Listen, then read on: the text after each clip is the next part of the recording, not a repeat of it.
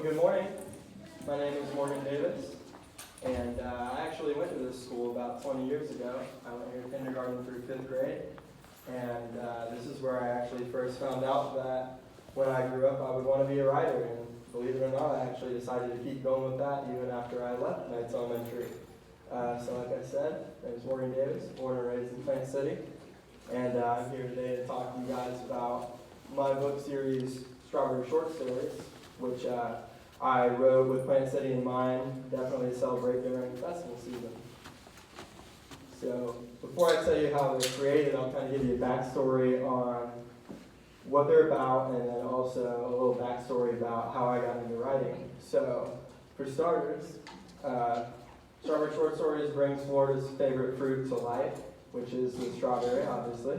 We have the Strawberry Festival here, so I really just wanted to create a cartoon where you could see the life of a strawberry from the strawberry's point of view. And so that's kind of the ultimate goal. Unlike a traditional book, Strawberry Short Stories, they're more like something you'd see in a newspaper, funnies, or comic strips. Each page is just a story in itself, so you don't have to pick it up and read it from beginning to end. It's just a different story on each page, hence the name Short Stories. Alright, so a little introduction.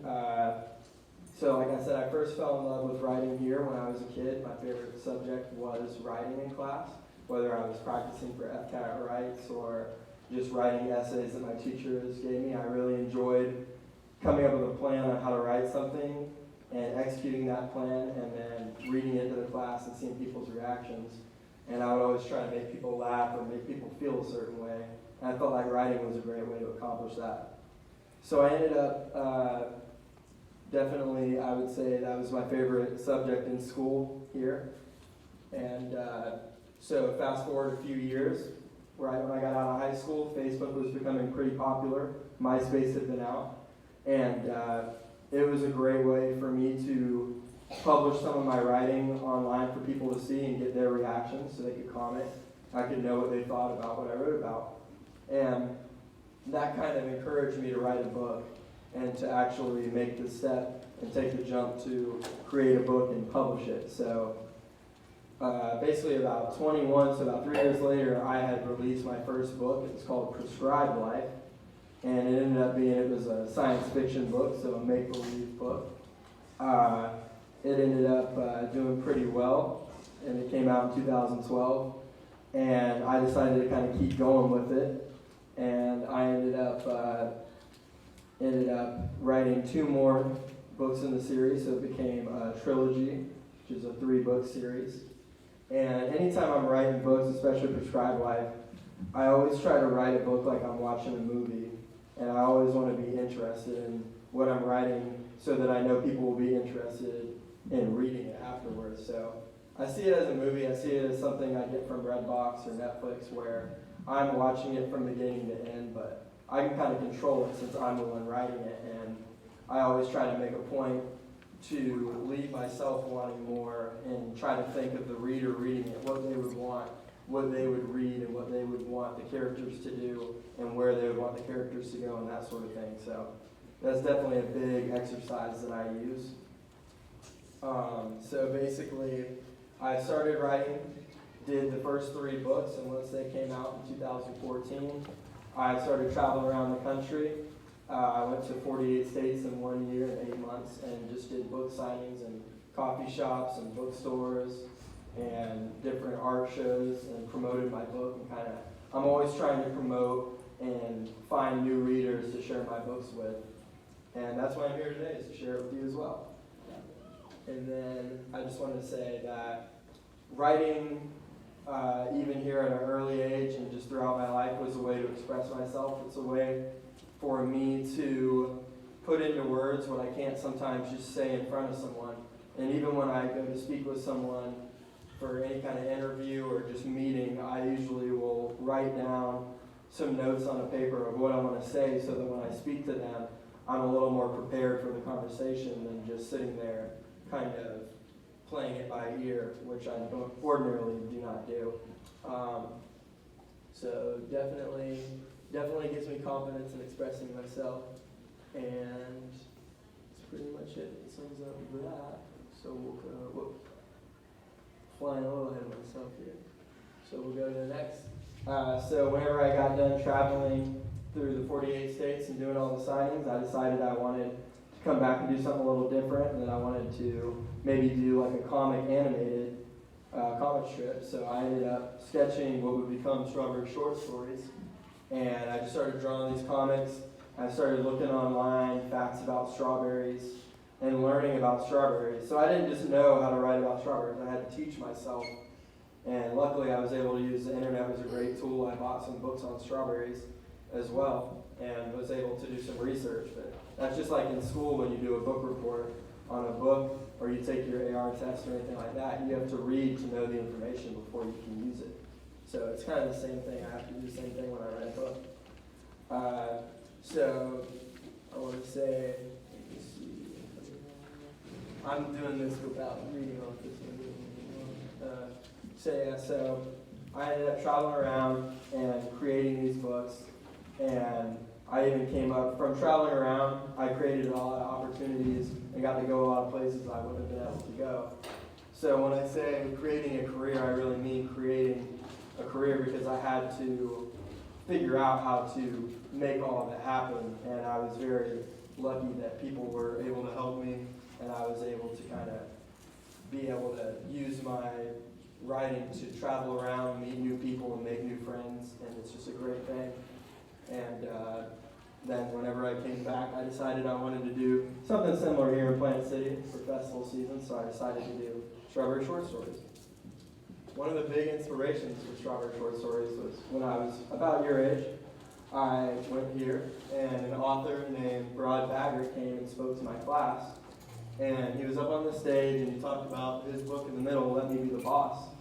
And that's about a young girl who's kind of sick of her parents and her teachers telling her what to do. And the whole book is kind of her wanting to be the boss and telling the reader why she wants to be the boss. And it's pretty funny. It's a good read. And I still have that book to this day, and I read it from time to time, kind of to find new inspiration and remember my visit that I had from Brad Baggert. And he's been doing films and everything since. And also to the far right is a picture. It's a comic book from the 80s, which is even before my time. But it's called California Raisins. And that was a really big influence on how I was going to end up illustrating the books and how I wanted my characters to look. And if you look at those characters and you look at my books, there's kind of a resemblance to the two that you'll see. So I do a lot of work for Strawberry Short Stories by myself. I do a lot, I put a lot into this. There's a lot of work that I do myself. But I definitely could not have achieved anything without a little help from my friends. So I say I get by with a little help from my friends, which is a Beatles song.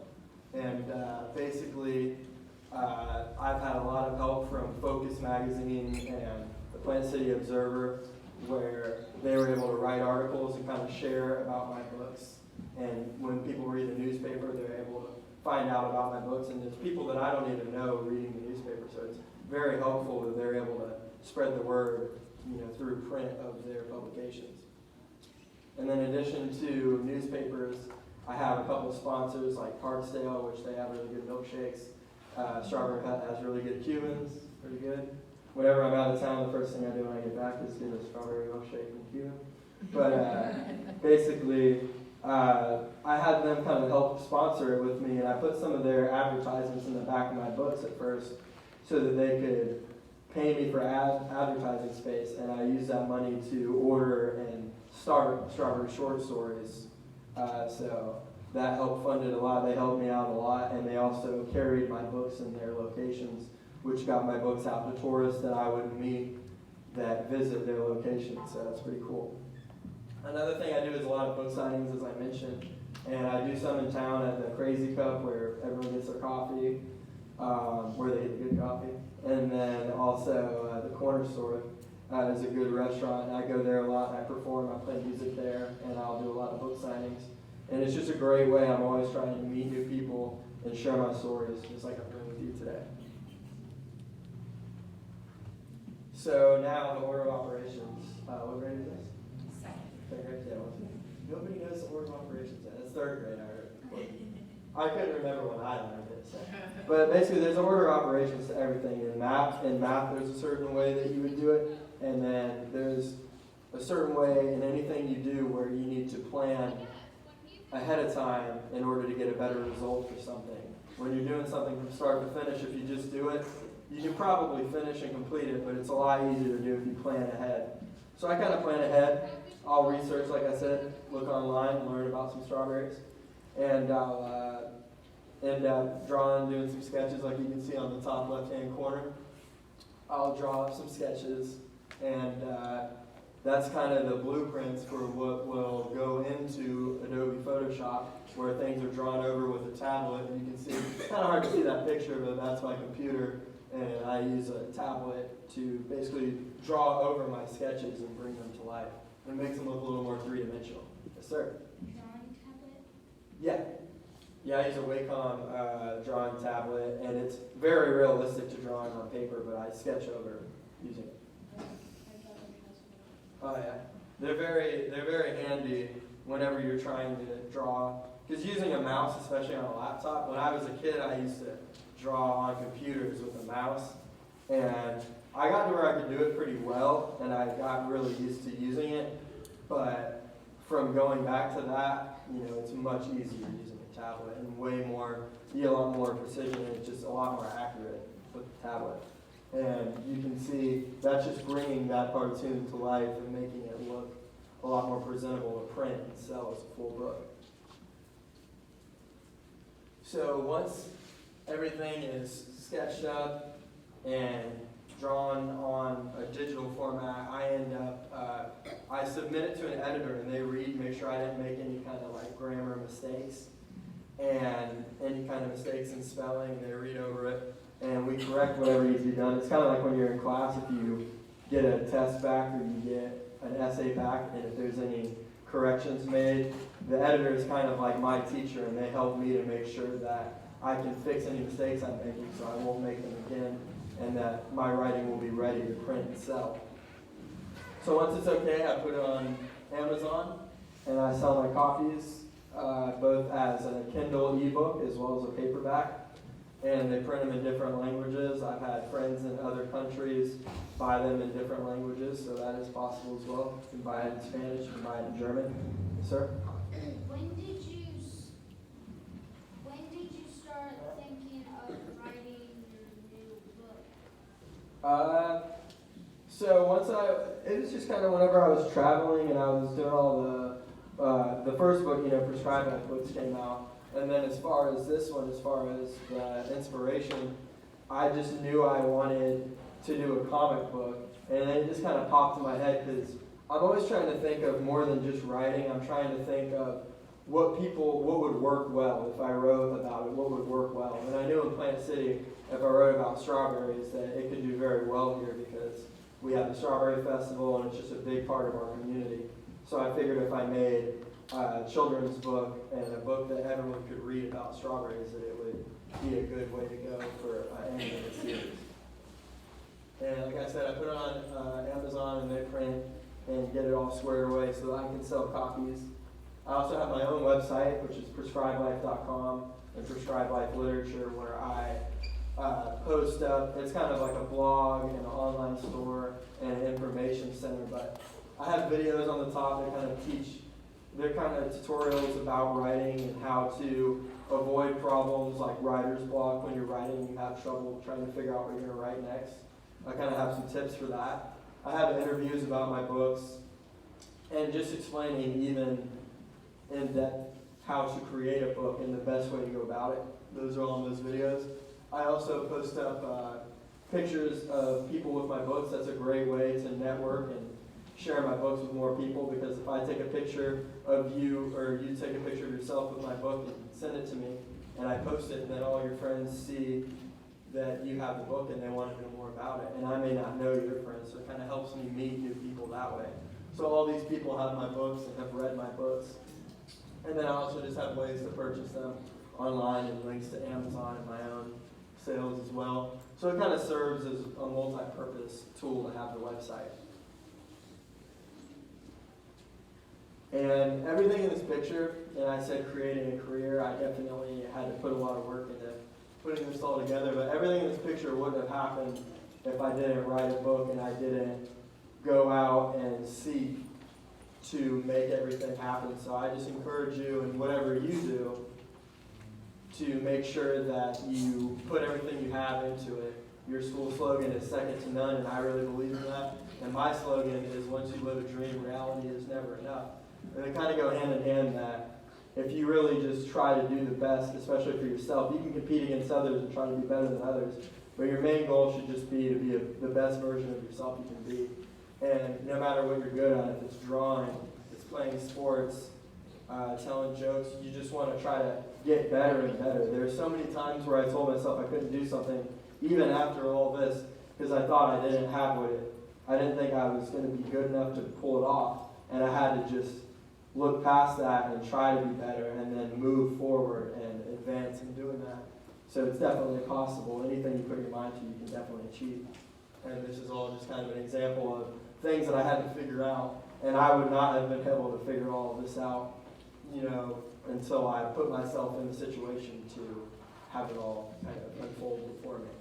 Yes, sir.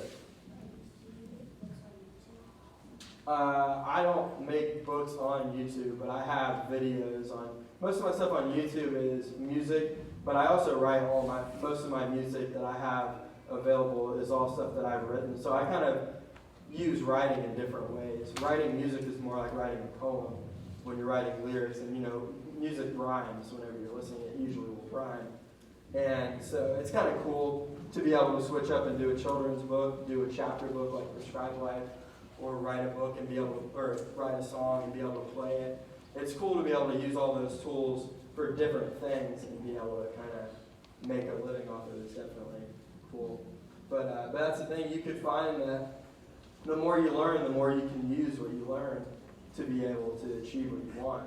Instead of me I wrote a theme song for my books, and instead of having to hire somebody to do it, I was able to record it and make it myself. So it's definitely, whatever you do, just make sure that you put everything that you have into it and try to make it the best. Because you can create something, but you want to be able to look at what you've done and be proud of what you do. And that's definitely, when I look at this and when I look back on everything, I'm definitely happy with how everything has worked out in writing. And it's taken me places that I never would have been able to go, all over the country. And I've met so many people just from writing and that I would have never been able to meet, which when I look back on it now is just a very great feeling to have all these friends who support me and to support. So, yeah, any other questions? I have a couple slides of different common clips so you can kind of get an idea of what Strawberry Short Stories looks like if you decide you want to get a copy and read it. So there's an old joke, and it's what's black and white and red all over, and it's a newspaper because you read a newspaper, so it's red all over. But I kind of use that joke and put these strawberries in jail, so they're wearing black and white and they're red all over. And he says, "Oh, very clever," and he says, "Very clever." Then I have this one, strawberry shortcake and pound cake in the boxing ring. Pick on someone your own size pound cake. And then prepare to be not whipped, but whooped cream. And then I have karaoke, but it's karaoke. Instead of still I love rock and roll, but it's put another line in the fruit box, baby, instead of put another line in the jukebox. So switch it up there a little bit. Plant It Fitness. And whoops, real quick, somebody better fix this for me. And those are just a few examples of my books. The books kind of look like this.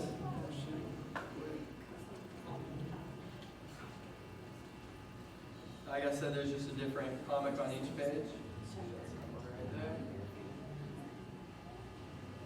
And whenever I'm making these in the program, I'll take my sketches, and then you're seeing like these bars in the background. I'm able to kind of create those and be able to just make copies of them so I can use the same bar over and kind of set up how I want it to look and do different lens flares and things like that to kind of bring it to life and make it look more three-dimensional. Questions? All right, I'll start with you. Are you going to be handing out books?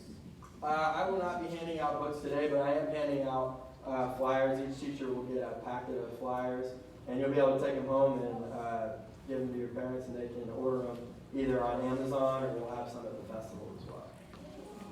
Yeah. How's it going? Go with you next. How did you realize to make funny books? I mean, it's just, I think when, it kind of follows you throughout your life, but when I was a kid, I always would make jokes, with my friends. And when I was a kid, I used to always, when I would play outside and stuff, I would always make up games. I was always kind of making up ideas and games, and that kind of just followed me. So I've kind of learned just, if I have a subject, I can kind of run with it and think about, like, okay, it's strawberries. Strawberries can be interesting or they can be boring. I mean, they're strawberries, they're fruit, and you can find a way to make them more interesting. You can find a way to make anything more interesting with writing if you can figure out how to write about it and make it sound more interesting to the reader. Yeah. What's that? So I keep some on hand, just I have some personally at home, and then other than that, they're just available on Amazon and my website, so whenever I need books for an event, I'll just order the books and get them sent to wherever I'm doing book signing. So funny. Oh, yeah. No, like they're on Amazon, and I put them, they'll be probably at the Crazy Cup in the corner store. I'll put them in Parkdale and stuff. And so I have them there as far as places where they're available. Yes?